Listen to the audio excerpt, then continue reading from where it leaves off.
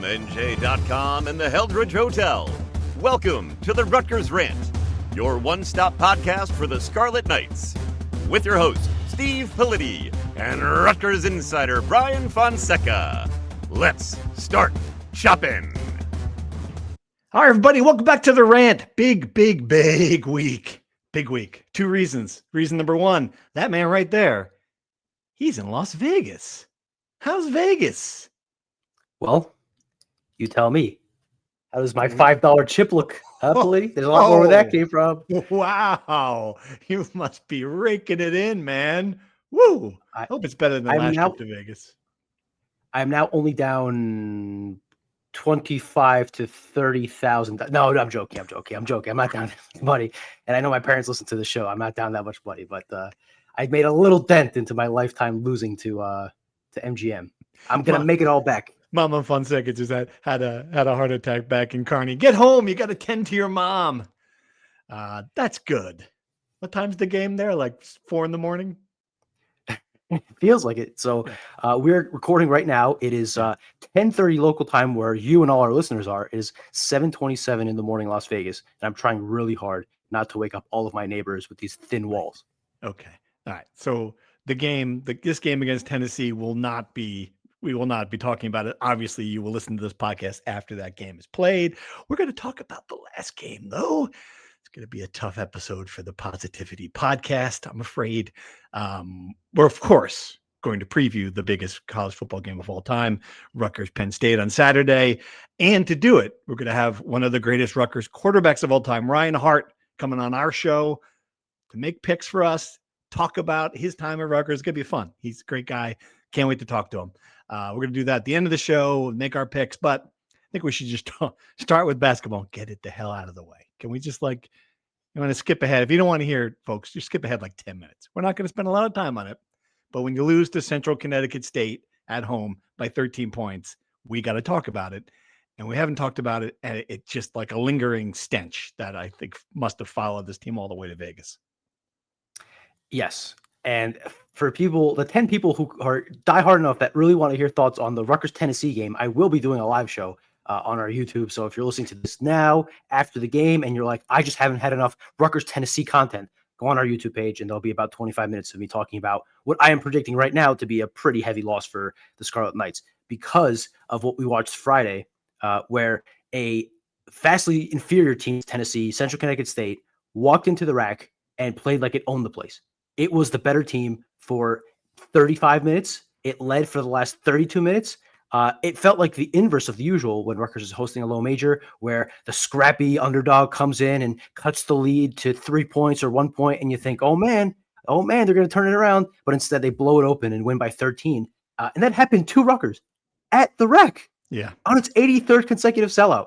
I mean, you can't believe stuff like that. But in all seriousness, I mean, it was every fear and every red flag that you had entering the season of what could go wrong, what are the things that could hurt this team, they came to bear on Friday because that was not the worst loss Rutgers has had under Steve Pikiell. Lafayette still worse because of all the other factors, but the most the biggest indictment has to be that game because they didn't look like they belonged to the same court with Central Connecticut State. Yeah, that's not a great sign. Yeah, and you're right. The worst fears. That's kind of what I wrote down. And really, it boils down to a good team, a decent team, and apparently like a very below average team, which was Central Connecticut State, can figure out how to take one guy out of the flow. You take Grant out, and what do you got left? That's it. Like there's just Dylan Grant's your one good player. He had a bad night. You look at this roster, like, all right, who's going to step up? All right, Tariq Francis. Okay, had a nice game. Like, where's everybody else? Where's the rest of this roster? It was like looking down at this box score. You're like, holy cow! That's really alarming. I mean, just alarm bells sounding all the way around Piscataway. I don't know where this team. Okay, it's just one game. I get it. They play in Vegas, get a chance to redeem themselves pretty quickly out there with, even one good performance, one win would be like, okay, all right, maybe we can have a basketball season. But man, I don't know. I am certainly adjusting my expectations for what the season's going to be, and they were rock bottom. I mean, I'm not, because it wasn't just one game. It was 3 games. It was 4 games. It was the Lehigh, Maine, and American games where, they won by double digits, but it never felt like they dominated. And then you lose that game. That's kind of what it's hard to say that this team is struggling or whatever when they win the games, but when they lose that way, then all bets are off. I think we knew this team was nowhere near as talented at high end as last year's team, right? Right. No disrespect to Dylan Grant. He's a good prospect. He will be a good player. He's not Dylan Harper. He's not a guy that can carry you to a victory in that kind of game where you give him the ball at the top of the key, you set a screen, and he drives to the rim and no one can stop him. He's not Ace Bailey, who could have 2 guys on him that are 6'7", because CCSU didn't have size and could just shoot over them. And that was the central issue here. And I think I'm going to call my shot here. They're not Dylan Harper, Ace Bailey, where last year they're in a overtime dogfight with a top 10 SEC team and they don't lose, but Rutgers is in that game. I don't think Rutgers is going to have the horses to keep up with Tennessee for 15 minutes, let alone 45. So I agree there. And the thing is that at least if you had won that game, you're 5-0 into Las Vegas. It would be a bit of a fraudulent 5-0, but 5-0 nonetheless. I mean, you have the second worst non-conference streak of schedule in the country, but you'd be 5-0. Now you're 4-1. You enter Vegas with a 1-game losing streak. And if you look at the schedule, regardless of who they play the third game, they're going to be underdogs. So there's a chance that they lose. So they have 1 loss in a row. Tennessee, Notre Dame, the third game, Purdue, Michigan, Seton Hall. That's a potential 7-game losing streak, something they haven't had since Pikel's 3rd year. Wow. So it's just a matter of we know this could get bad. How bad could it get? Yeah, to have that kind of streak before you get to, to really get to the meat of the schedule, before you get to, we've looked at January with you start to sweat just some of those stretches they have when the Big Ten starts, to be 4-7 at that point. I mean, now the over under, they're going to get to 10 wins. I don't know. I mean, honestly, and again, this is not oh God, they're overreacting to 1 loss. They don't look better than Central Connecticut State. You're supposed to look a lot. You're supposed to look the eye test, they have a bad game, but you're supposed to just look so much better than these teams. They don't look that better than Lehigh. It didn't look that better than American. When you're watching the games and you're like, all right, one team's taller, one team's a little bit more physical, but talent wise, you just don't. I don't know. That's really. And then you play a game like that, play a team that's well coached, play a team that's more gritty than you, hustle than you. All these things that Rutgers was supposed to do again this year. That was it. That was the other part. We're going to rebound. We're going to defend. We're going to out hustle teams. We're going to be prepared. We're going to want it more. No. None of that. That's it's the scary part. The whole point of this season was proof of concept. This is what Rutgers is going to be again. Steve Pikel team. We're going to out-scrap you, defend you, win 52-50. We're going to be underdog. We're going to be the more physical team, the stronger team, the better defensive team. No. I mean, none of that. I mean, that's really what that's what the sirens going. And I get it. I understand all the reasons why it's hard to develop that when you're bringing a lot of new guys in and it takes time, but that's the reality of the world in college basketball. That's what concerns you about, what he's trying to do here now, right? Look, we're trying to build this team that was this way of winning that worked in whenever the hell it was, not that long ago, in 2018, which doesn't, a lot of signals tend to don't let you believe it's going to work now. And that's just all of this came crashing down this game. If there's a time to show those signs, it's against Central Connecticut State and American and Maine. It's not, if you can't do it against these guys, what is the hope that you could do it against Ohio State or whoever? There's a lot of concerning signs. Limited resources in NIL. We've talked about that ad nauseum. Oh, you know what? I'm done with that. Don't talk about that after this game. I mean, come on. I don't want to hear the NIL stuff. Let me finish my point. Don't yell at me. I didn't lose to Central Connecticut State. All right, you got $3.5 million from the rev share. You got $1 million from where you are in Vegas. You got $4.5 million to spend on this roster. You know what Central Connecticut State has? Zero. That was going to be my point, right? Did I interrupt you before you can make your point? I'm sorry. I apologize. It's okay. It's one thing I've done that to you 100 times. So it's about, we're about just about my gambling that I'm chipping away at. You're chipping away at the amount of times I cut you off. So we're even there. It's one thing to do that against a Purdue or a Michigan who have, more money than God, essentially. Central Connecticut State, Maine, Lehigh, American, and Rider might be in combined debt considering what Rider is going under right now. They might owe the NCAA money. whereas Rutgers has more money. That cannot even be in the conversation. And that's why this loss makes that excuse ring so hollow because, I mean, come on. This was not a matter of NIL and talent. This is just a matter of like massive issues on both sides of the ball offensively, right? So first of all, Central Connecticut State had the most talented guy on the court. Darren Smith was the best player on the court. That's not a good sign. That's not a good sign. Rutgers is offensively shooting 34.4% on threes, which is good. That's their best. They're on pace to have their best 3-point shooting team under Peichel. They only take 1 out of every 3 shot from 3. They're shooting 48.2% on twos, and they take a majority of their shots on twos. So my point being, like, they don't take good shots. They don't take optimal shots. They don't have an optimal offense. We know that already. ISO, whatever. And then defensively, they don't rebound. They don't force steals, right? It's one thing if you have a size disadvantage, which this team does. What you have to do is what they did the 23-24 year, where they were a bad team, but they had a top 10 defense because they wreaked havoc. They had hands all over the place. They forced turnovers, and they had an elite center. They don't have an elite center. They don't have guys that force turnovers. They don't have guys who could stay in front of their man. They don't have anything defensively. And again, to your point, Steve, like the one thing that you can control is effort, right? And I'm not saying they're not playing with a lot of effort. What I'm saying is I remember vividly watching those early Steve Peichel teams. They looked like they were going to run until exhaustion, until like they were going to collapse. And they just played so damn hard. And I just don't think this team is at that level. And I think Steve is clearly frustrated to some degree with that, because if you watch the press conference on Friday, he didn't sugarcoat anything. And he always sugarcoats. Good for him for not doing it for once, because it would have been a hard sell even without you there to needle him. And this is where to talk about this. I think we've got months to talk about basketball. I get it. I will come back to this now, where like I'd love to see the money distribution. Where did you spend this? Like, where did you spend the money you have? Like what, I mean, you've got guys, you went out and got guys who just can't play against American. Like, how are you going to play in the Big Ten? Like I don't have to name them. Anyone watches these games. It's just, I just don't understand. I just want to know like what happened. You seem to have collected players who don't look like Big Ten players. I don't know. I mean, that's like, again, you didn't start with zero. You had some money.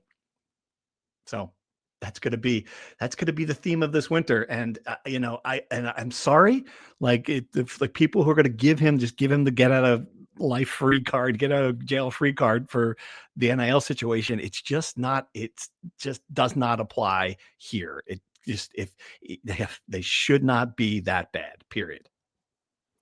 We've talked about this ad nauseum, right? Like, it's one thing to have limited resources, but when you have them, you have to deploy them at the most efficient way possible. You have to find the diamonds in the rough, and you have to allocate the resources.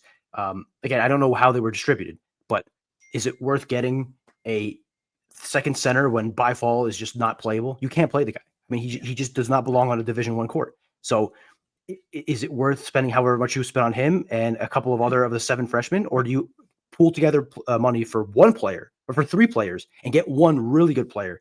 I don't know that, but I think this is the concern with the GM thing, right? Yes, the GM is there to get money. Let's say the GM pulls together a ton of money. Are you convinced that this coaching staff, the way they view the game, the way they've kind of deployed their resources in the past, will deploy the extra money in a way that is worthwhile? Or should you have someone from the outside with a different eye who can take the extra money they raise and help them deploy it in the most efficient way? Because they hit on Cam Spencer once. Excellent. They hit on Jacob Young. Good. I mean, there's a lot more of the other misses than there are of Jacob Young and Cam Spencer, and that's a concern. Very big concern. All right. Put a tack in that for a minute. We'll come back to basketball. You're going to cover it out there. Plenty of time to talk about it. Let's move on to the biggest game in college football history here in Piscataway. The game. Screw you guys out in Ann Arbor and Columbus talking about your game. This is it. Penn State. We're finally here. I don't know. Did the weekend, this is, I guess, the question for me, for a lot of people, did the weekend's results take a little bit of excitement off this? Rutgers hung in there with Ohio State. Okay. But Penn State, just smacked around Nebraska, a Nebraska team that, certainly looked like it was going to be going to a good bowl game. Does it take a little bit of the shine off this one for you, Brian? What do you think?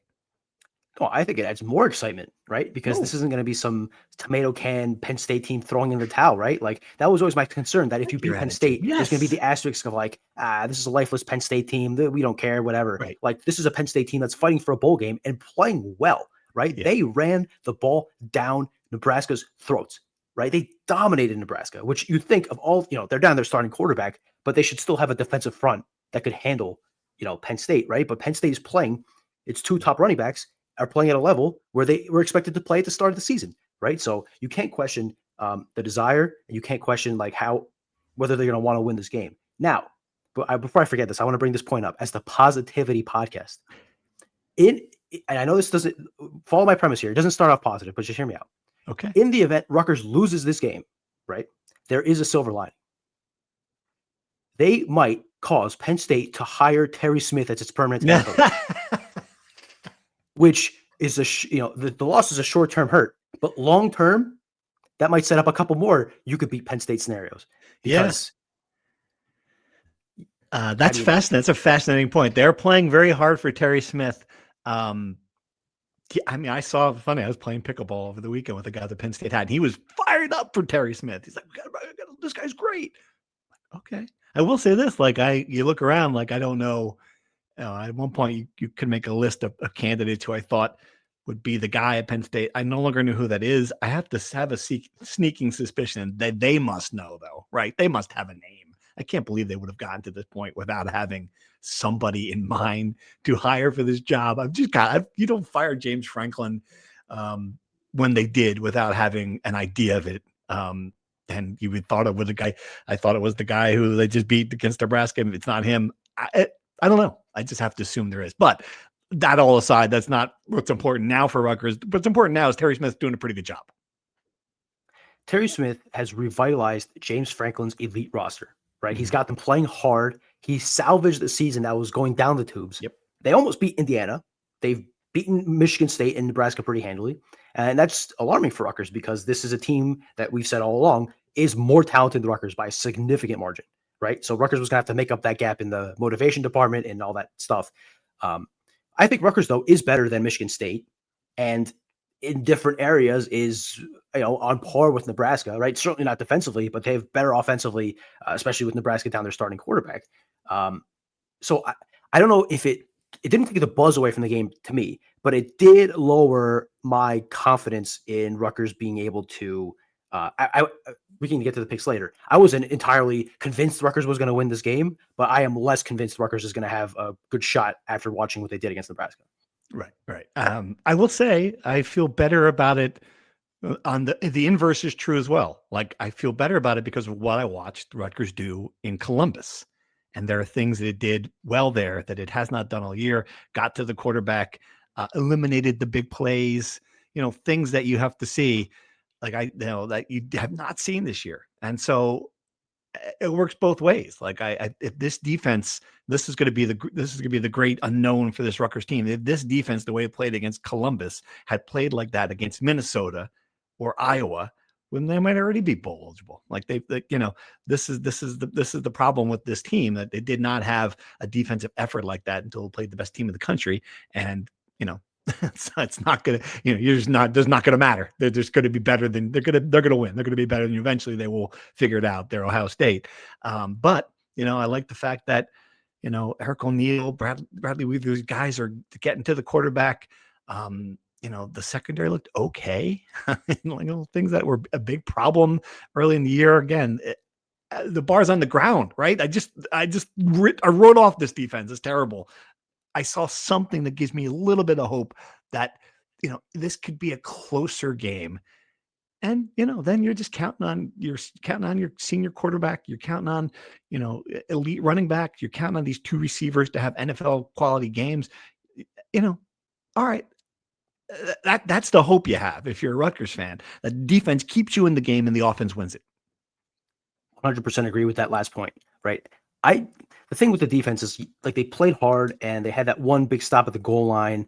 But they are what they are, right? They're going to pressure the quarterback, but they're not going to get to him. In the last 5 games, they have 1 sack on 51 pressures. I mean, that's just, they just don't get to, they don't complete the play.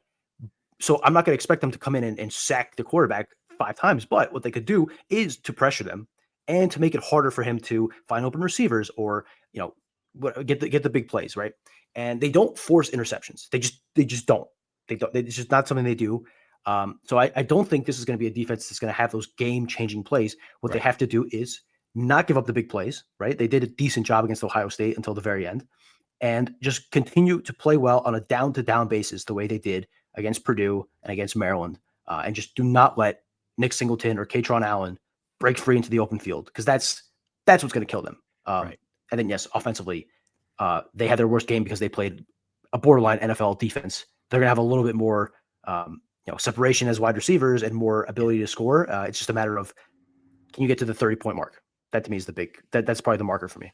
You mentioned Allen and Singleton. Allen's got 1,077 yards on 188 carries, so 5.7 average, 14 touchdowns. And I didn't realize this until I just looked at it. Singleton's got 463 yards, but he's got 11 touchdowns, averaging 4.1. What's interesting to me, I didn't realize this either.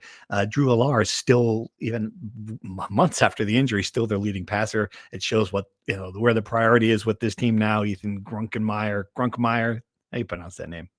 Is it Grunkmeyer? No idea. Okay, that's fine. Phil Senna, whoever calling the game, will figure it out. He's completing 67% of his passes, but only 870 passing yards. Clearly, this has been a team that's wanted to run the ball. I hope what Rutgers did against Ohio State, a lot of guys in the box, a lot of guys around the line of scrimmage. I hope that's the blueprint for what they're going to try to do here. I think it probably will be. It's going to be a tough task. No one denies that. But, man, the payoff, again, we can't talk about it enough. The payoff is just huge here if they win this game. Right. Look, Grunkemeyer is not going to beat you with his arm, but if you give him time, like he had against Nebraska, he's going to complete the passes. He was something like 11 of 13, and he had a similarly efficient line against Michigan State. So he's not going to beat you, but he's going to move the ball if Rutgers does not get in his face and create pressure. And if you have a quarterback that can keep you honest and complete passes, that's what makes the run game effective, right? Because you got to lighten up the box, and you got, So, I don't think Rutgers has to worry about the quarterback per se, but they have to make his life as hard as possible. And then, look, I think the factor here is I'm really interested, and I mean this sincerely. Like, what is the crowd going to be like? Is this going to be an all-time Rutgers crowd? Are people going to be frothing for this win? Are people taking this game as seriously as we are? We know we joke about the biggest game of all time, but we view this as like a really pivotal moment here at Rutgers. Do the fans feel the same way? Are they going to show up in the same way? I think so, but that's going to be an interesting factor as well. I think so. And I just heard anecdotally from people, hey, Pat Landy's taking 25 people a game. I heard that. And so him alone, us kicking him off the Rutgers Rant added 25 people to the stand. So you can thank us, fans. Kidding, we didn't kick Landy off. People know that. I think it's going to be a great atmosphere. I think based on everything you've heard, and I'm curious what the mood of the crowd is. And we talked about it like that 2014 game when it was just like an angry Rutgers crowd at night, drunken, angry, kind of vile, little on the edge crowd. I guess I'm thinking that this one's going to be excited, but also a little nervous. And we talked about it in the post-game show. Like, there are several scenarios that this could go into. I think, any Rutgers win is bedlam. Storm the field kind of level. I bet you that's going to happen for a Rutgers win. I think it will. I think people will be that excited for a Rutgers win. But there are there are a couple of scenarios in the other direction where, a bad Rutgers loss, another 38-14, like a dud, would just be really deflating in this game. That can't, this game, that's the payoff of a big game. It can go both. When it goes the other way, it's bad. And I think that's a scenario that Greg Schiano can have. If it's close and they lose, it's going to be devastating, but at least, there would have been an opportunity there. But man, you got to get 1988 off the board. I'm about to call some of these guys from the 1988 team. It is like my ringtone should be "I got you, babe." When I call them, we have this conversation like every 3 or 4 years. Like, oh, it's you again. What are we going to talk about? Can't you use the quotes from 2011 when we talked about this? Come on. Yeah, but it's true. We've been doing the same conversations about the Penn State game forever. It's time to just get rid of that thing. Scratch that off the list of things. Let me ask you this, and this is a good question for you. What, in your opinion, if they do win, where would it rank? Could you rank it in the pantheon of big wins for Rutgers, or would the 5-7, the fact that Penn State is not even a winning team, change that? Interesting question. If they win, it'll be Greg Schiano's 100th win as a head coach. So I would write where it ranks among his 10 best wins, and I certainly think it would be within the top 10. Because yes, like they're going to be a 5-7 Penn State team, the worst, most disappointing Penn State team, maybe in program history. The worst in 10 years, the most disappointing in program history. Just let me correct that. Mm-hmm. But it's a big game, and it's the first time Rutgers wins a big game in how many years? So many years. Yeah. Right. And it's again, to your point, if you lose this game, no matter which way, it's a kick in the nuts, an absolute kick in the nuts. And I think that fans at some point will feel like, why do I keep tricking myself into believing this is the one, when it just does, it never happens. So I think that every time you don't win one of these games, it is you're hitting against the faith of a fan base that just keeps coming back. And I think winning would just rejuvenate people. I really do. I think you'll go into the offseason feeling, not that Rutgers is going to have a huge year next year, but you feel like, all right, the program is at a point where it can win a game like this. They're only a 10.5 point underdog, right? Like it's not like they're playing an insurmountable team. So I would, to answer your question, I mean, you tell me, but I would say somewhere of Greg Schiano's 100 wins, if they win this, somewhere in the 5 to 7 range, probably. Yeah, I think that's exactly it. That's what I was going to say. And it ain't Louisville. It's not the Texas Bowl, which was huge. Probably we can ask Ryan Hart about that in a couple of minutes. But I wonder if the first win to become bowl eligible that year was significant. Crossing that, getting that was even a bigger albatross that this program carried. The fact that you went to one bowl game, it was the Garden State Bowl, to kind of cross that bridge into that territory where you're a perennial bowl team again. I think it might be 5th or 6th. Yeah, it might be top 5. I mean, I don't know. Like, do you put the Washington game in there? Do you put the Michigan State game his first year back? Do you put I'm looking for wins in Greg Schiano 2.0 that would compare. Yeah, I don't have a list. I don't have a list of them in front of me. The fact that one doesn't jump out is pretty telling. The beating Miami in that bowl game, is that bigger? Let me ask you that. Is it bigger than that? Probably. I don't think so. I think one could argue so. I think that this game would be the biggest of Greg's 2.0. Yep. And I'm thinking 1.0, like you said, Louisville, 04 Michigan State was a big win. Yes, it was. Yep. The first bowl, there are enough in the first go around that you can put over this, but in this 2.0, you'd be hard pressed. You'd really have to make a case for another game to beat this one if they win this one. Right. All right. Let's take a break there and ask Ryan Hart what he thinks about that. Make our picks. We'll be back in just a minute. All right, we are back with Ryan Hart, a man who's familiar with the Scarlet Knights playing in big football games. Hey, how you doing? I'm doing well, Brian and Steve. Pleasure to be here. Big fan of the podcast. And when I heard last week and have a guest picker, I texted you immediately, said, "Hey, I'll do it. It's Penn State week. Why not?"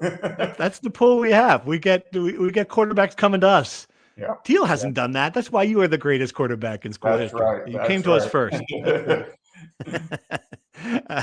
You're down in Florida these days. You're still watching. You're still keeping up with the Scarlet Knights.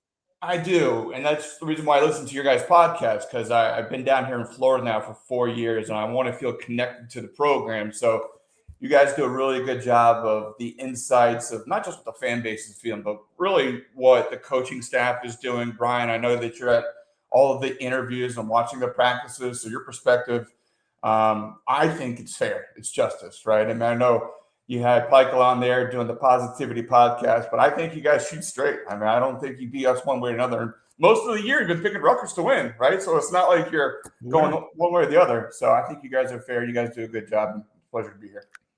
I agree. I think we're a little too homerish, Steve and I. I think we have to go a little harder against the Scarlet Knights. Wow. Who would have guessed? But thanks again for being on here, Ryan. I've been curious for your perspective all year here on Ethan. Obviously, he's back for his second year, and I think we've said that he's developing a resume as one of the best quarterbacks in program history, as one of the best quarterbacks in program history yourself. Just what have you thought of what he's done and this season in particular? Well, first and foremost, he's a tremendous person. That cannot go understated. I had the opportunity to meet with him in June My family went up to New Jersey for a wedding and was able to arrange a lunch between my son, myself, Ethan, and AJ. And it was a really cool experience. And my son's an up-and-coming quarterback. And what I really wanted him to do is kind of pick the brain of Division I quarterbacks, right? As I told the guys, there's 18 teams in the Big Ten. The Big Ten is arguably the best conference in the country. So there's very few people that do what you do. And I think that it was interesting because during that lunch, I thought my son would be asking all the questions, but it was more Ethan and AJ asking me questions and my experiences because it's very similar. And I'm proud of Ethan. I think he's overcome a lot of adversity. It helps to throw to 2 NFL receivers. That definitely helps a lot when it comes to the stats. But as I told him, you're guaranteed one more year of football, which was going into this season. There is no guarantee that you're going to play professionally. So make the most of the opportunity. And I told him in June, you need to set the standard. The standard is not 6 and 7 wins here. It should be 9 and 10 wins and trying to make it to the playoffs and see where you go from there. So he understood that. Obviously, we had some tough games in the beginning of the season, but I'm proud of Ethan. And I told AJ, I said, dude, you're one play away. You have to prepare like the starting quarterback. You have to basically pick Ethan's brain as much as possible because, like it or not, you're the next man up. And proud of both those guys in their development. I hope we can pull it off this week so they can play at least one more game and extend their career. I think my records are safe from Ethan. Thank God he's only a 2-year starter, not a 3-year starter. But overall, the development from his first 4 games last year to where he is now is night and day. So hopefully I can say he can finish it off in this last one. Are your records safe from AJ? What did you think of him? Very impressed with AJ. I remember Schiano telling me that he is an NFL body in terms of speed, arm strength, the ability to process information. He just needs reps, right? I think a lot of people underestimate the quarterback position is getting real reps in games. And it's been tough where he hasn't got a whole lot of reps. So going into next season, to Brian's point and to your point, Steve, is there's a lot of pressure with the tough schedule to put in a brand new quarterback that's had minimal reps in his career thus far. So a lot of expectations, but I think AJ can handle it. I don't know if it's a 1-to-1 comparison between you and Mike, but I mean, you and Mike went back to back, and you're the only 2 quarterbacks in program history to get 3,000 yards in a season. You guys are the 2 best quarterbacks in program history, certainly stat-wise. I think we can all agree prestige-wise. Do you see some similarities between those 2? Just not exact situation, but between what you and Mike had to what they have now? I do. I see, Mike he redshirted, and then the next season is when he got some reps. And then I actually was benched my senior season, and I had to fight back to reclaim my position. And, I'm proud of that. I tell a lot of the kids that I work with, as well as my son, is that football is the greatest sport because it challenges you to how do you overcome adversity, right? You're a senior, started like 50 straight games, got benched, had to suck it up, kept working hard, kept chopping. And then before you know it, we're at UConn, Mike's struggling. It's halftime. They put me back in, and the rest is history. So hopefully we have that transition from what I did to what Mike Teal did and all the success Mike had after me to what Ethan's doing now, and hopefully AJ for the next 2 to 3 years. We were talking about this being maybe the biggest game of Greg Schiano 2.0. I'm curious, in your mind, what was the first big game of Schiano 1.0? And were you in it? I mean, I'm looking back to some of those games. Is there one that sticks out in your mind where you thought that this was a turning point or just an enormous game? Well, I think the year we beat Michigan State, I want to say that was 2004 at home. And then, of course, the next week lose to New Hampshire. But it was that was one moment. I think when we became bowl eligible in 2005 to get to that 6th win.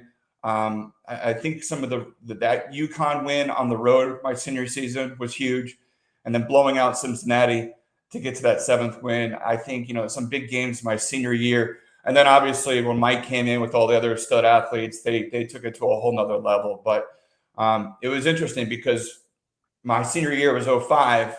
The Louisville game was the following, or was it 2006, right? So I was on the sideline for that game, and that was one of the coolest moments, but I wish I was part of it as a player, but it was certainly there as a fan.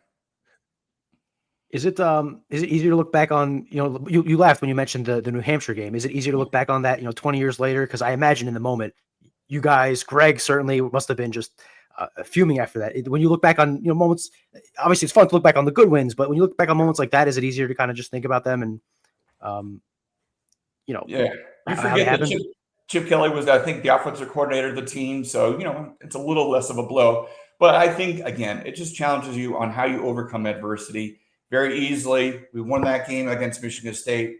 We had a huge letdown against New Hampshire. We could have let that kind of dictate the rest of the season, and we really didn't. So I think, again, football, especially the quarterback position, prepares you for overcoming adversity and real life challenges, right? Because losing to New Hampshire is nothing compared to what we all kind of go through on a daily basis in our professional lives and our personal lives and raising children. So, it was an interesting time, but I'm glad that we were able to kind of overcome it.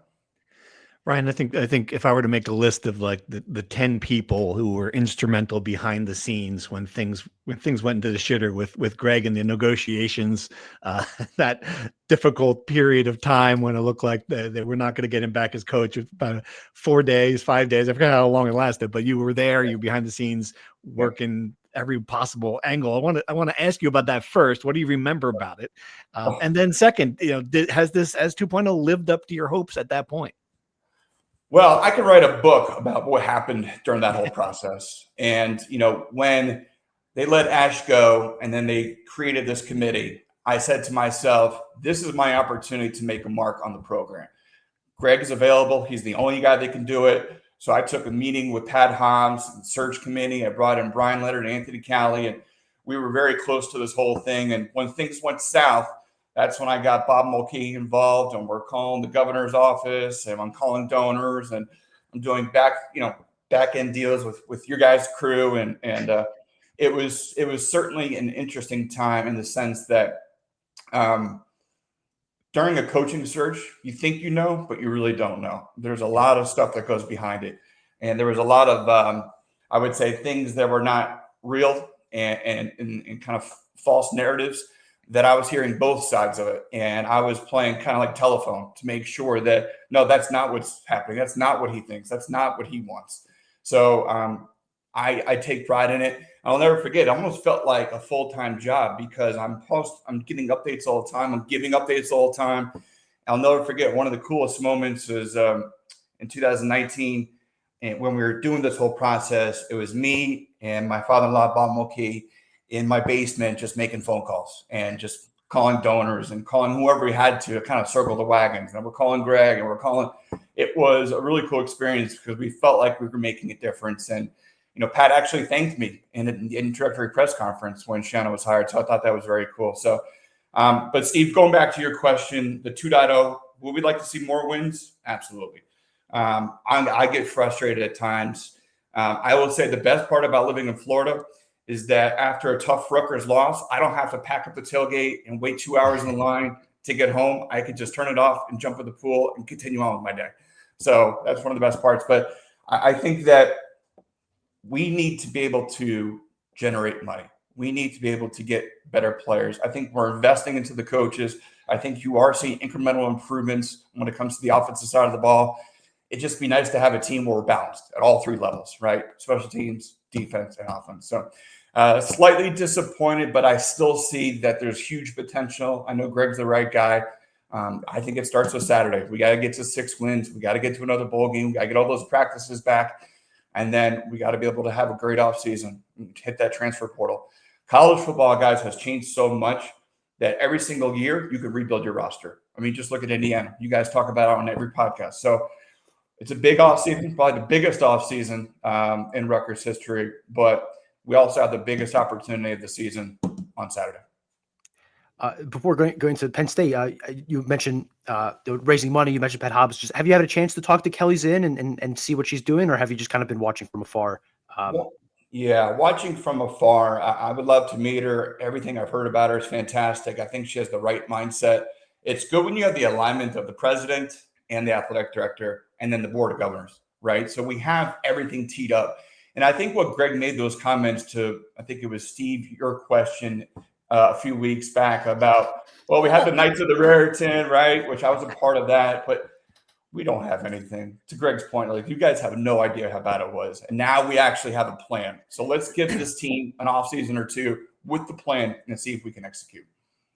What's your sense of Greg? You know, I never thought he was going to be a guy who, like Joe Paterno did and coach forever. I mean, how long do you think he wants to keep going on the sidelines? You know him pretty well. I asked him if he could stick around till my son is of age to recruit him. So that's at least 3 or 4 more years. But no, I think he has a passion for it. He lives 5 minutes from the building. He's got all of his sons working there. He's got a family atmosphere. You know, I see another 4 to 5 years minimum, as long as if he can do what he does best and has that CEO mentality, doesn't have to go raise money and just coaches, right? Get back to the basics. I think then he'll continue to do it. But if we didn't make this switch at athletic director and bring in someone that's going to give him reinforcements and real money and let him do what he does best, I don't know how much longer he would have had. So I'm glad we did this change. To your point on Greg's passion, I'm always curious about this because no one cares about this but us. But we sit waiting for his press conferences for 45 minutes after every game. And I always wonder to myself, what is he doing in the locker room? Like, what is he saying? Like, what is going on? And again, there's license here. You were there 20 years ago.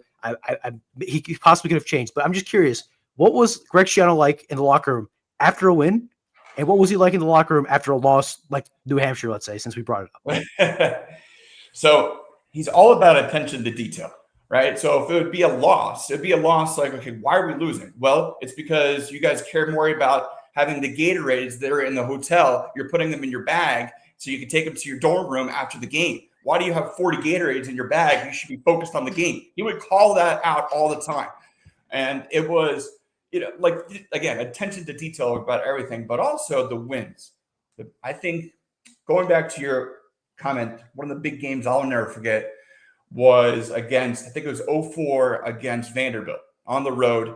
It was against Jay Cutler's team, and it was one of the biggest comebacks in Rutgers history. And we had a cake in there for someone's birthday, and he got so excited. He took the cake, smashed it over his face, threw it down, jumped on a board. It was on a table, and he has a lot of emotion. I mean, he's really true when he says that he pours everything into it every single week. That part of the reason why you're waiting 45 minutes because the man's freaking exhausted, right? And he needs to debrief his coaches first, and then he's got to give the team speech, right? And then he's got to take a couple deep breaths, and by the time he gets upstairs to see you all, he's spent, right? So you could see it. But apparently washing the cake off his face too. I didn't realize that was one of the delays. I've never heard the cake story. I heard the Gatorade story. I heard that one. That's a classic. Right into his face. It was awesome. That's great. It's a shame because today, like, there's a camera crew filming literally everything within, you know, a 2-mile radius of SHI Stadium. I really hope someone has archival footage of Greg just like smashing it. And also that poor guy whose birthday it was, he didn't get to have any cake. I know. Like, some kid like, it's my cake, coach, my cake. We need to. I think. So obviously, I was dating. So I married Bob Mulcahy's youngest daughter, Deirdre. We were dating at the time, and I remember Bob telling me the story. Like, yeah, we had to write a check to Vanderbilt because we made a little bit too much damage in the locker and celebrating after the game. So I thought that was pretty cool. It's fantastic. That's awesome. Fantastic. Oh, and fun fact, by the way, Catherine Tappan, who I thought was a great interview that you guys did, is best friends with my wife Deirdre. They grew up together, so. I was glad that you guys got that on, and she was fantastic. Small world. Really, but since you brought it up, I want to ask, what was it? So when you first started dating Bob Mulcahy's daughter, was there a moment? Because he was, you know, he's an approachable guy, but he's still like, yeah, he's a dude. Was there a moment where you were like, had to, you know, intimidated by him, or you had to, like, you know, ask for her hand or something like that? I think that moment was that oh shit moment was. First time I went to his house for a meal, and I'm in the kitchen walking down the hall, and you see pictures of him and the family with the Pope and with different presidents. And I'm like, I am way over my skis right now. and my wife and girlfriend at the time was several years older than me, right? So I'm already out kicking my coverage. But yes, I mean, just, you know, we miss him every single day. It's been a few years now since he's passed. But when you talk about influential people, not only to the football program, but to the university, there's not a lot of people that have a plaque in front of the stadium, and he has a plaque right there by the statue. So really cool. Awesome. Well, we're here in the biggest game of all time. Some would say the biggest game in the history of college sports. We're joking, obviously, but this is a really big game for Rutgers. 1969 when they played Princeton. That's what we're going with. Been a few games. This is the kind of game they envisioned when they were playing out on the College Ave gym parking lot. Is when Rutgers plays Penn State in 2025. But anyway, Ryan, we'll let you go first since you're our guest. We have the line from what I saw, and it's early in the week. It was Penn State 10.5. What are we feeling? Do the Scarlet Knights pull out a win that could change a lot of feelings entering the offseason?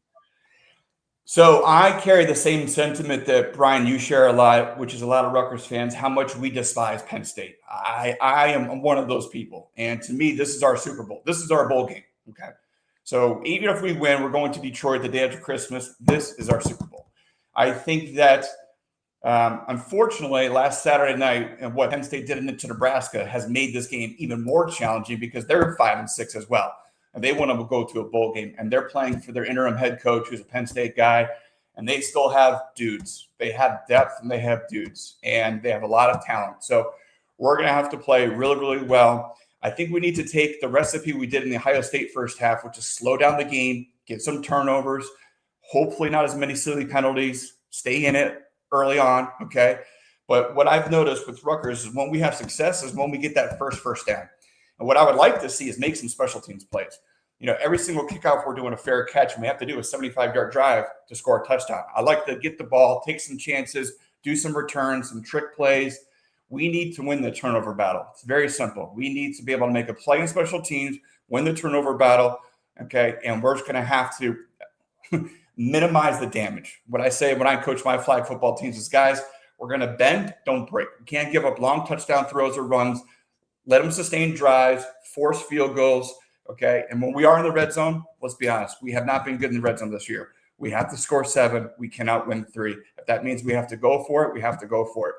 I'm not going to be the first person on your podcast to pick against Rutgers. I'm not going to be that guy. So I'm going to go Rutgers 31, Penn State 30. Nice. Good job. That's how we know that you're an actual listener of the podcast, because you know some inside baseball stuff like that. Right. I love it. Yeah. And why we didn't have a guest picker last week, because I don't think no one wanted to be that guy last week. You want to go next, Fonseca, or what? You want me to go? Well, it's a hard act to follow because Ryan essentially hit on every point I wanted to make. So I agree with you totally, right? Like, this is a game where you minimize the damage, try to win every down defensively without giving up big plays. You're going to give up points, right? Penn State's going to score. They're really talented. Just try to give up as little points early as possible, keep pace offensively, maybe build a bit of a lead to kind of be able to control the clock, and use the crowd to your advantage. I think if you give this crowd, which Steve and I talked about earlier in the pod, but if people show out and fill the stadium and they really, really want this win, and you give them something to hold on to, right? You can't give up a 75-yard touchdown on the second play of the game like you did against Maryland. You got to give them something to hold on to, let the emotions build up so that you're in the late third quarter, early fourth quarter, and that place is just an inferno. So I think it's really hard to make this pick because I think it could go either way. And I like Ryan, don't want to be the guy that picks against Rutgers and the biggest game of all time. So I'll go Rutgers 28, Penn State 24 for a really, really, really important win. Selfishly, a win that would make our offseason infinitely easier for the podcast and for our writing. Yeah, that's good. I got to say this, and I make these picks, Ryan, people always ask you, why'd you pick blank? Why'd you pick? Because I make the picks with my head every week. Like, I just think, why did I pick them? Because I thought they were going to win. It's really simple. This is one and I'm going to do it. I tell myself never to do it. I'm going to pick this one with my heart. I just think that they are due for a moment. They're just due. And logic tells me all the reasons why it's not going to happen. Bigger, stronger Penn State still have the dudes up front on both lines. I get it. But they don't have the motivation. They're not looking for the same stakes that Rutgers has. I just think it's just time for another moment. It's been 20 years since Louisville, and they're going to get it. I'm picking Rutgers too. How about this positivity podcast right here, Steve Feigl? Yeah, I'm going to go. It's going to be a last second field goal. Bang it in. Jay Patel, 38-35 Rutgers. How you like that? Wow. There we go. Man. There we go. Where's My only pom-pom? call out to the Rutgers Nation is let's not let the Penn State fans take over all the seats, right? Let's minimize the white. Let's bring as much red as possible. Yeah. To Steve's point, let's make that last second field goal. Let's bring down the goalpost. Let's take it out to Raritan River. Okay, take the party from Piscataway to New Brunswick and have a hell of a night. Let's have a Louisville night. You're gonna throw those goalposts in the Raritan. Is that what you're saying? That's your command to the Rutgers students after this game? Break it down, carry it out that tunnel, down the river. Let's go. So you're clearly on the side of, because Steve and I debated this before, you're on the side of if you win this game, you storm the field. No questions asked. 100%. Why not? Why not?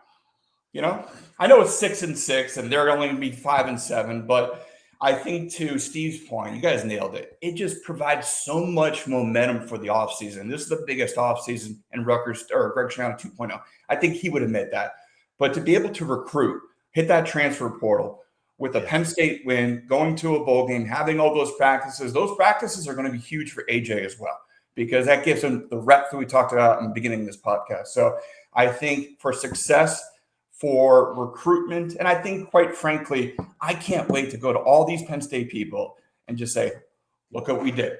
Look what we did, you know? So anyways, I'm fired up. I appreciate you guys having me on. You're the best. And let's have a good one. I'm excited. All right. Well, look, we can't thank you enough for joining us. We appreciate it. And we'll be back. Hey, win or lose, we'll be back here to discuss it as always. Thanks for watching. Enjoy the game, folks. Thank you for listening to the Rutgers Rant, sponsored by the Heldridge Hotel.